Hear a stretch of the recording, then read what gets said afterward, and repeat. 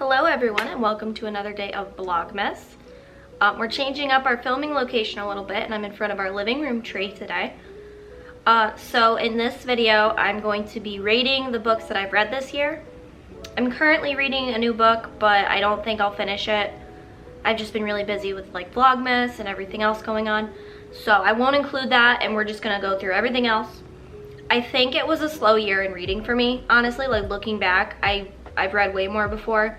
I've read books that I enjoyed more before. But there are some really good ones on this list. I just think it took me a while to find them. So let's just start from the beginning of the year because I kept track.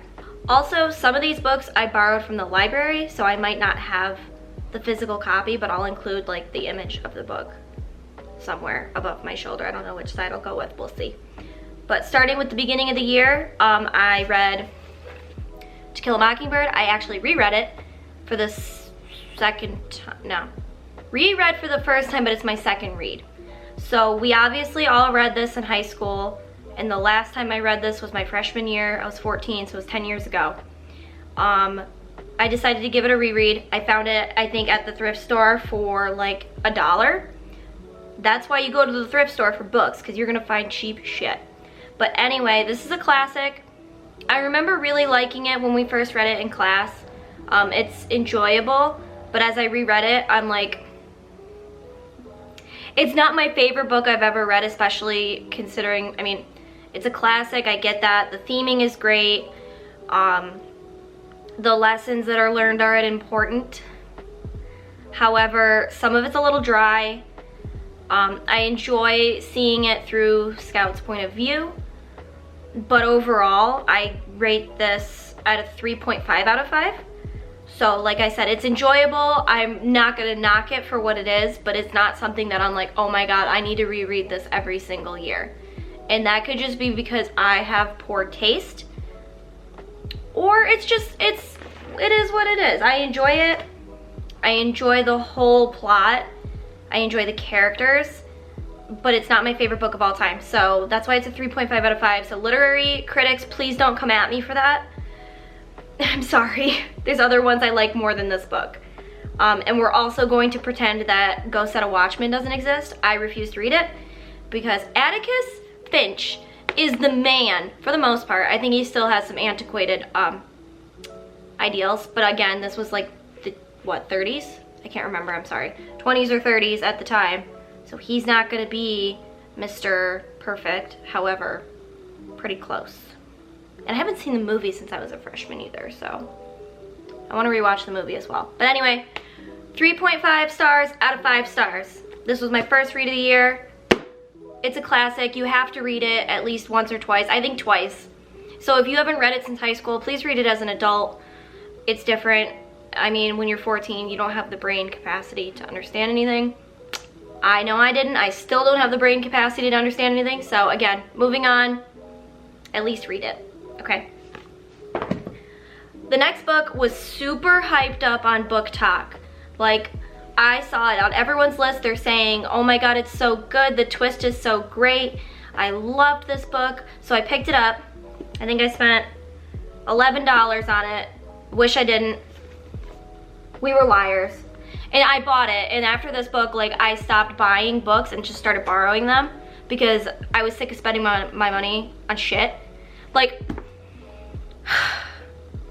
it was just so hyped up and I was so underwhelmed. Like, I didn't have any feelings for the main character or the side characters. The twist wasn't that twisty. Like, I wasn't shocked. Spoiler alert, if you haven't read it yet, I'm gonna tell you why I wasn't shocked. These kids don't come to the main house ever.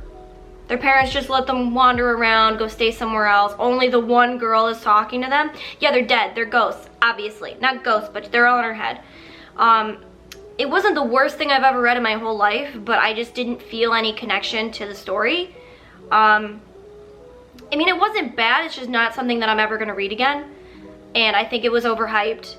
It definitely is one of those books that has put me off of young adult reading, and it's made me realize that I'm 24 and it's harder to get into these kind of books because they're just so underwhelming. So I'm in that range where like young adult books are like starting to bore me, but like older adult books are kind of just like I was having a really big slump in the beginning of the year, trying to find what kind of books I'm into. But anyway, I give this a 2.5 out of 5. I mean, it's not the worst thing I've ever read in my life. I read the whole thing. It's just gonna sit on my bookshelf. I'm never gonna read it again. I think it's overhyped. I think if you're easily surprised, I guess you're gonna get surprised by the twist ending. But I think the clues are pretty much there the whole time, and overall, not my favorite thing that I've read. So that's that. BookTok, I don't trust you anymore, okay? Moving on. So this one I don't have a physical copy of because I borrowed it from the library. This is a book that I've seen hyped up for years. It was One of Us is Lying. It's another young adult book.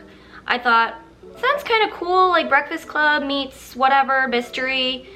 Again, the twist I thought was predictable. Spoiler again, of course he killed himself. I mean, they want you to think that one of these characters did it, but also at the same time they're writing them so that you know that they didn't do it. I liked some of the chemistry between the people. I left okay about it. It wasn't like the worst thing I've read again. I'm glad it was free and that I didn't buy it.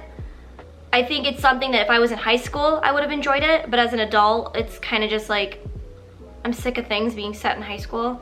Like, I don't care about teenagers, man. Like, I want something that's like a girl in her 20s or like somebody in their 20s.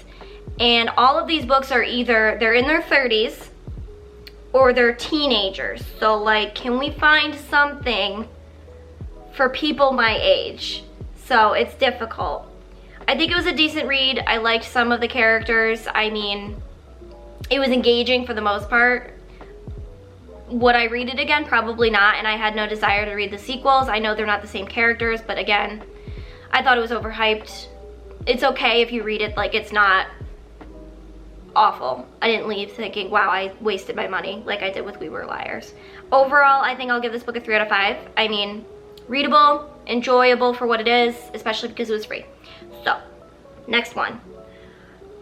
And before I move on, so I think this book and We Were Liars really just turned me off from young adult books anymore. Like, I just felt, again, I don't care about teenagers. Like, I don't relate to them anymore. So I wanted to find an older audience kind of book. This book has been very hyped up. I really liked it, so that's a good thing that it was hyped up. I think it's hyped up for good reasoning. Do I think it's perfect? No. But I do have this one actually. I borrowed it originally, but I just found it at the thrift store for like $3. It's The Vanishing Half. I'm sorry that I haven't been giving like synopsis of these books. I'll probably stick those in at some point because I didn't do that. But anyway, this follows two twins who are really inseparable. They run away from home and they stay together for a while and then they just kind of drift apart. One of them disappears. She has no idea where she went. It's about a black community. These are black girls, and I guess they're so light-skinned that in their community they're frowned upon, but when they go into the real world, if they were black, they'd be frowned upon. Yeah, so it's kind of that middle ground. They don't know where they lie. So one of them ends up passing for white, and she marries a white man, and this is all set in like the 50s. So back then you couldn't be doing that, but she passes for a white woman so she can get a job, so she can build up her life, whatever. They moved to Hollywood, I think, California, somewhere in the rich area of California. While the other twin, she ends up moving back home and taking care of her daughter there, leaving her abusive husband, etc., etc. I'm not going to get too into detail because you can read it yourself, because I do recommend you reading it. I think it's really good. The characters are really good. I was really interested in how they went to completely different paths, but they were really inseparable as children. And then it takes them years and years and years before they find each other again. I liked the contrast in that, and the contrast in their stories and how things worked out for them. I felt like there could have been more time spent on the characters though, especially the characters that were introduced through one of the twins' daughters. I have to remember her name, I'm sorry. One of the twins is named Stella, and the other is Desiree. Yeah, Desiree and Stella. And I believe it's Desiree who has her daughter, who ends up going to college and trying to explore and blah, blah, blah. And Stella has a daughter who's technically half black, half white. And the daughters end up meeting up with each other at one point, like by coincidence, which makes this other daughter realize that she found her mom's sister, basically. Again, I'm probably spoiling too much, but there was some interesting characters that I felt we could have spent more time with. This book could have been longer, like just dive deeper into it. I wanted more. And I really didn't like the ending where they go to the funeral and like they just go off and like make out or some shit. It's kind of just like unnecessary. I don't know. I think that's this book where that's how it ends. Yeah, they just go and bone at the funeral and it just feels like it just ended. Like there wasn't anything left to say, and I didn't like that. So overall, I'm gonna give it a 4 out of 5. I think there was more that could have been done. Changed the ending up a little bit. But it was really interesting and I really liked it. So I do recommend reading it. Okay, hardcover, this book is expensive as hell. $27. I found it for $3.50 at the thrift store. So borrow it or find it at a thrift store, because you're gonna find books any thrift store you go to. Next up, I'm blabbering, I know. What's next on my list? Okay, so this was a book series that I was super into in middle school. And then it started to taper off and I got, like, I just lost interest in it. And I ended up donating half of the books of the series, like once I stopped losing interest in it, or yeah. So I have the first 4 and I was gonna reread them all. I only ended up reading the first one because I ended up getting new books. So again, vampires were hot at the time. The House of Night series. So I only got to read this one because I was kind of in between books and I was finding something else, and I thought, I'll at least read the first 4, see how I feel. I was big into Twilight at the time, we all know this. So vampires were the thing, and I was very hesitant to read this because I'm like, oh, it's a cash grab on vampires. But it's very different. I like most of the characters. I know I keep saying that about the books. I'm not a book reviewer, but like this is just how I personally feel. Rereading it, there's some things that I'm just like, you roll your eyes at. Like Zoe is the main character and she's such a freaking pick-me girl. Like, I'm not like other girls. Like, that was big in the 2000s where she had to be different. She can't be girly or like a little cheerleader. She's got to be different than all the other girls. So she's annoying at times for sure, but you don't read for her, I guess. You read for the side characters and they're way better. Like Stevie Ray, Damien and the twins, like that's what you read for, and I remember really liking them back in middle school. I do want to finish rereading these because I feel like the concept is really interesting. Like it's a school for vampires and then like it's flip-flopped and they learn powers and all that stuff that they got going on, and it's just really interesting. It's very teenagery and corny at times, so I know what I'm getting into when I do finish my reread. Overall, it was really fun and nostalgic for me to read it. I think I was in a slump anyway, so that's why I didn't finish the other 3 in the first part of the series. It's not my favorite series anymore, but I do want to reread the rest of them again. So I'm gonna rate this one a 3.5 out of 5. I would read it again in the future. I think there's parts of it that's really interesting. I love my little vampire nostalgia, and I do plan on reading the next few, probably in 2022. So if you were a fan of this series, like, you and I could be friends. This was one of my series. And I think I'm gonna do a video where I just kind of review like the book series that I was super into in middle school that really was like the highlight of my reading career. Like I was super into reading in middle school. So I'm thinking a 2022 video for that one. Next up is a book I don't own, but I want to own. I already reviewed this in my favorite books from this summer, so go check out that video. So I'm not going to get super into this one, but The 7 Husbands of Evelyn Hugo. The 7 Husbands of Evelyn Hugo is a book that I really, really enjoyed. It really got me out of my slump. There's like little pieces of it that I was just like, I don't really care like that about certain connections, and you can watch the video where I get more into detail. This really brought me out of my reading slump though, and I was really more interested in books like this, where it kind of tells a more intense story. I like Evelyn and I hate her at the same time, and that's the point. So I do really recommend this book. I'm pretty sure when I rated it, I gave it like a 4 out of 5. So it's either that, a 4 or a 4.5 out of 5. Like, I really enjoyed it.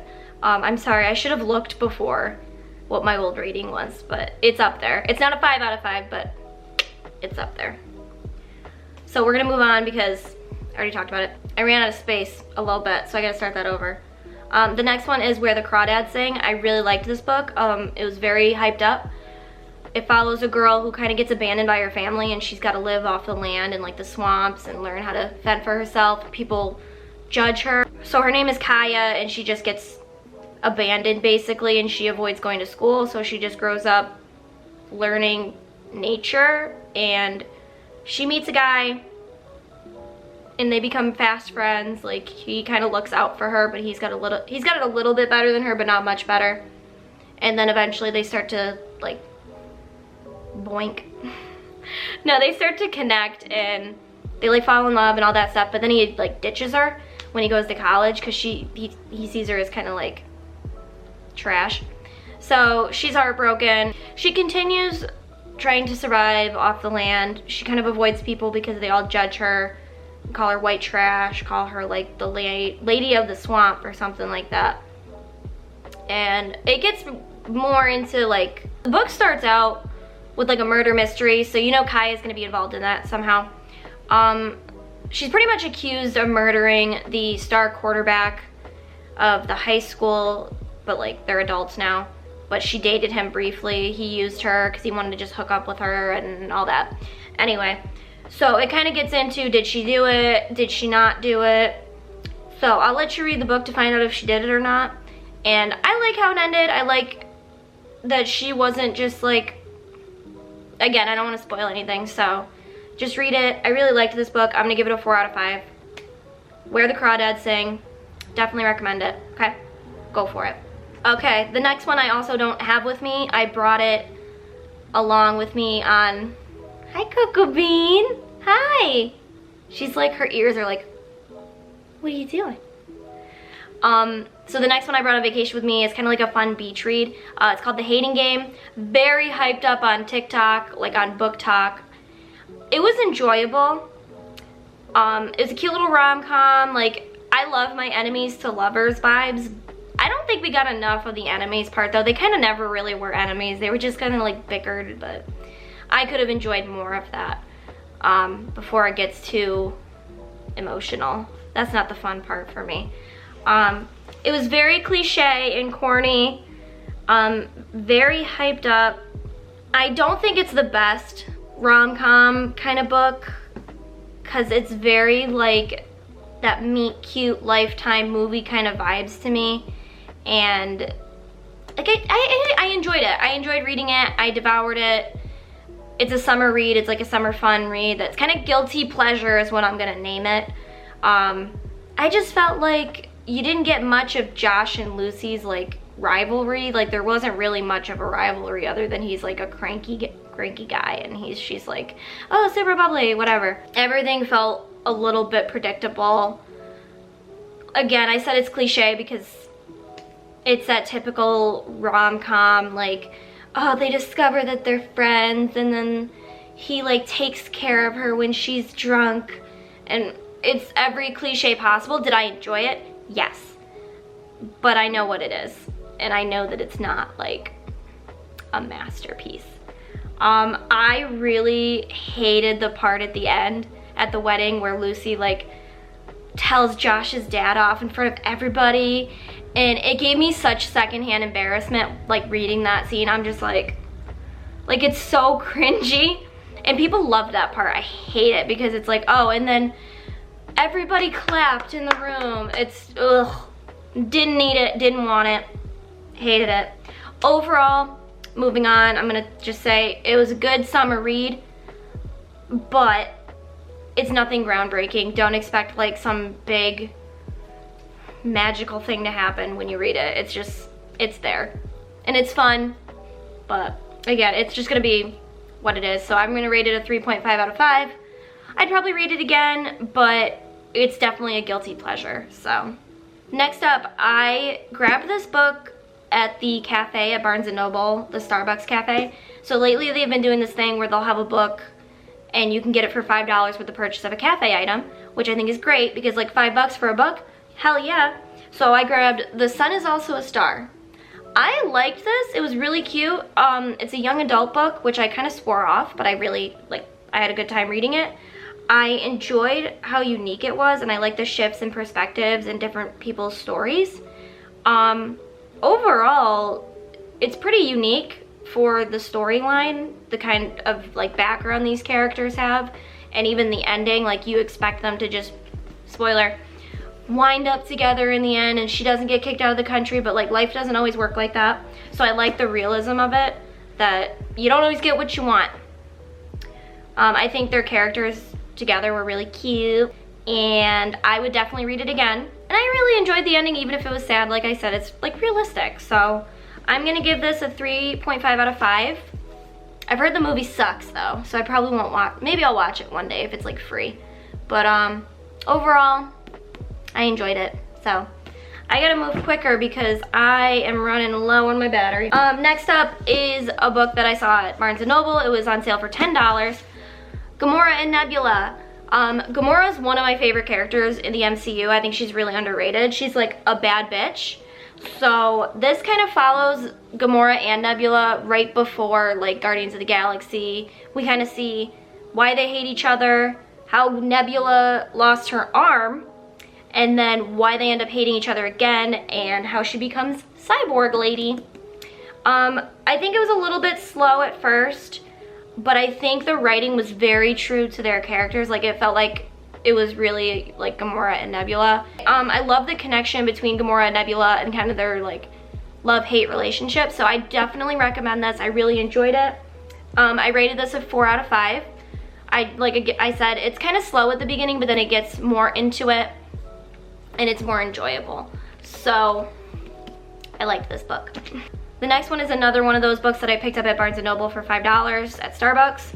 It's called 14 Ways to Die. I knew nothing about it. I just picked it up because $5, something to read. So this is about a girl whose mother gets murdered by a serial killer, and she goes on the internet on this show that's gonna follow her every week, like one day a week, all day long, to kind of find him. And that's really cool about it. That's what I really liked, was the plot line is really cool. It's different. I like the character. Like, she's actually enjoyable to read. You feel more for her. You have a connection to that character. I think finding out who the Magpie Man was kind of underwhelming to me. So I think there could have been more of a connection with that somehow. I don't know how I would have done it, but I'm gonna give it a 3.5 stars out of 5 stars. Enjoyable. Definitely worth $5. But yeah, I wish there was more about the serial killer himself and like why he's a serial killer. I feel like they just didn't dive into that. He just wanted to kill her. So next up is a book that I never thought I would read, but I was just feeling like buying books. Pride and Prejudice. This was $10. I know I keep telling you the price, but that's what really grabs me, is if a book is like cheap, because there's nothing worse than seeing a book and it's like $25 and I'm like, what if I hate it? So I grabbed this also because I love like the work that's done on the cover. It's like so pretty. It's one of those classic collection books. It was really slow at first for me. I'm not used to reading the classical style like of writing. This was written in the 1800s, like the late 1800s, so like that's not my vibe usually because I'm a dummy. I'm not a dummy, I'm just mean.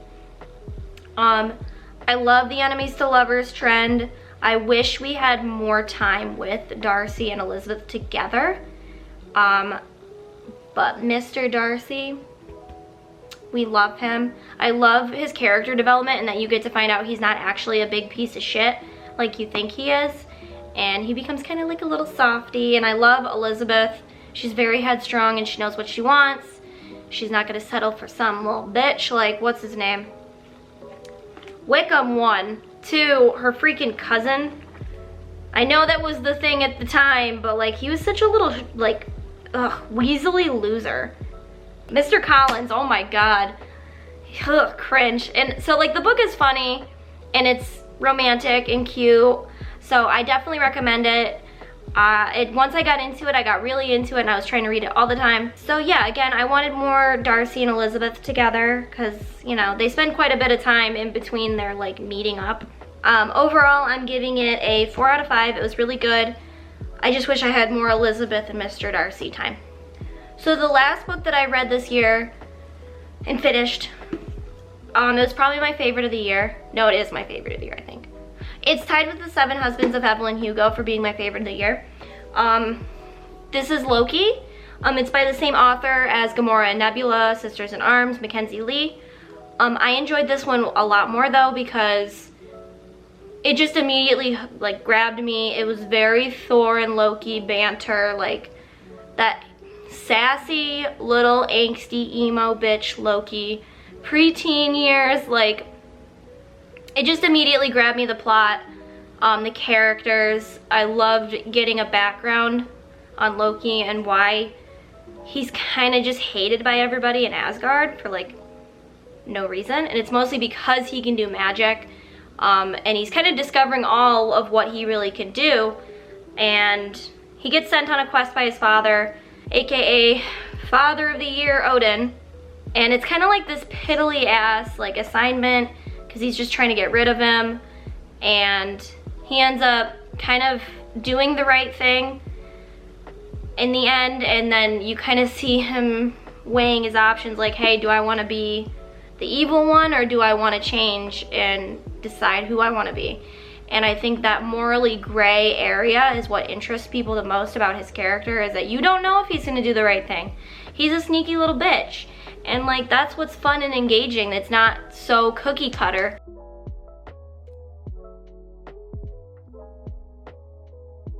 Like you just don't know what he's gonna do. And I think if he had had any support from Odin, he would be a better person. But because Odin immediately just hates him, he becomes this evil person that he doesn't want to be, but everybody's already made him that way. And Odin is just a real piece of shit father. Like, he is the worst. He obviously favors Thor because Thor is his real child versus Loki's adopted. Not that Loki knows this yet, but anyway. I like that the book kind of grapples? I don't like that word, grapples. I like that he is kind of figuring out if he wants to be the bad guy or not. And I think the people that he meets, some of them believe in him, some of them don't, and he does his Loki thing. And I recommend it if you're a fan of Marvel books, same with Gamora and Nebula. But this book, I'm giving a 5 out of 5. I really enjoyed it. The ending kind of brings you back to, he's a little shit and he's gonna do what everyone expects of him. So, he's got daddy issues for sure. And I think just Odin is not a good guy. Even in the movies, like I just hate him. He just hates his children enough to just put them in the worst situations possible, and he makes the worst decisions as a king. So, highly recommend this book. So I'm gonna wrap this up because I've been talking for a long time. But those are the books that I finished this year. I really wish I read more than I did, but that's for next year. I'm gonna read a lot more. I think once I'm done with Vlogmas, I'll have a lot more time to read. So let me know in the comments if you've read any of these books, or if you think my rankings are really bad, or just any books that have interested you. Let me know, just give me ideas. We'll just chat. This has been great. Vlogmas day 14, I think. 2 weeks of this, we're getting there. So yeah, make sure you like and subscribe and follow me on social media, and I will be chatting with you in the comments.